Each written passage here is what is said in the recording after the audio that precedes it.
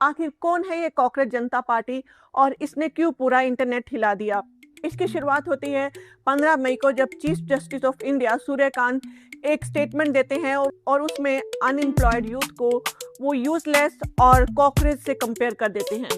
यहाँ पर अटैक 70 या 80 के दशक में जन्मे हुए किसी मासूम से भोले भाले वोटर या यूथ पर नहीं हो रहा, लेकिन फिर ये आखिर जेन जी है। यहाँ पर हर चीज़ से एक नया इनोवेशन होता है। जेन जी ने सोचा कि इस इंसल्ट को इंसल्ट की तरह नहीं बल्कि आइडेंटिटी की तरह ऑन किया जाए, और इसी आइडिया से जन्म हुआ कॉकरोच जनता पार्टी का, यानी कि सीजेपी का।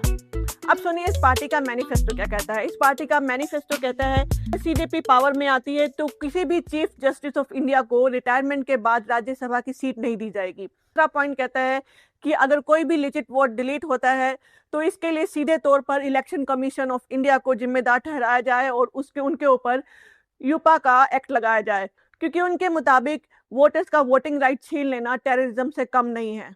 वहीं तीसरे पॉइंट पर वो कहते हैं कि women shall receive 50% reservation instead of 33%।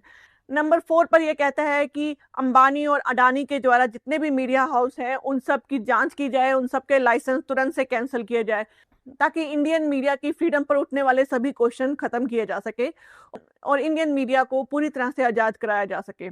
पांचवा पॉइंट कहता है कि अगर कोई एमपी या एमएलए किसी दूसरी पार्टी को ज्वाइन कर लेता है तो उसके पॉलिटिकल करियर को खत्म कर दिया जाए या फिर उस पर 20 साल का बैन लगाया जाए, जिससे वो आने वाले समय में कोई भी चुनाव ना लड़ सके। एंड ऑनेस्टली इंटरनेट पर लोग कह रहे हैं कि इस मीम पार्टी का मैनिफेस्टो कई रियल पार्टी से ज्यादा सीरियस लग रहा है।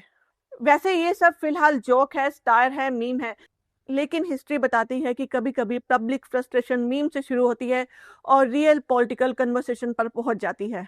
तो ध्यान से, कहीं ये मजाक मजाक में कोई सीरियस मूवमेंट ना क्रिएट हो जाए। और आखिर में एक सवाल आप सबसे, अगर सीजेपी इलेक्शंस में आती है तो क्या आप सीजेपी को वोट देंगे? प्लीज कमेंट करके अपना जवाब बताइएगा।